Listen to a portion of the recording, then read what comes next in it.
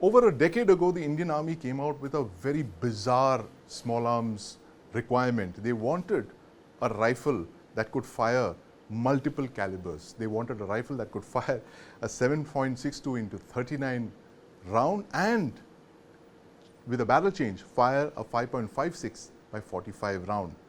There were no manufacturers in the world at that time who had this capability. They all began developing all this weapon, this multi-caliber weapon, bizarre rifle contract.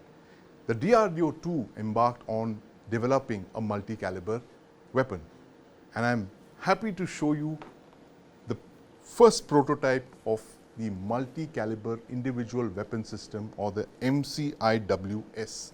This is a prototype that the ARDE developed over a decade ago. I think it's one of the best looking assault rifles, Indian designed and developed assault rifles that I've ever seen. And this is the pioneer of a lot of designs that followed. It's very unfortunate. We all know what happened to that bizarre multi-caliber rifle contract. It was cancelled a few years later. The Indian Army decided to go in for a new rifle caliber 7.62 into 51. But let's look at the MCIWS. It is unlike any other assault rifle that we've seen before. It's very, very sleek, it's ergonomic, it's got a machine body, and more importantly, it's got some very advanced features like this folding buttstock here, which is now standard for a lot of assault rifles now. It's a folding buttstock, opens up slightly like this. It's this particular weapon is chambered for the 5.56 by 45, and we are told that with a few tools you can easily remove the barrel and put in two other barrels. So the MCIWS in this form was designed for three calibers: the 5.56 by 45, 7.62 into 39, and of course the 6.8 by 43.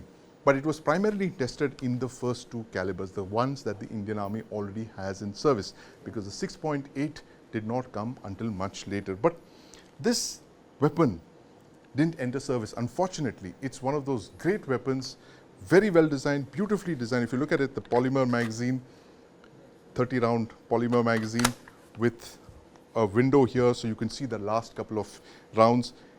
It's got a lot of features of the M4. Of course, it was in fact the first Indian weapon with an AR-15 mechanism, that is a short stroke gas piston. That's the most important part about this weapon, that this was the first weapon of its kind that we see that had the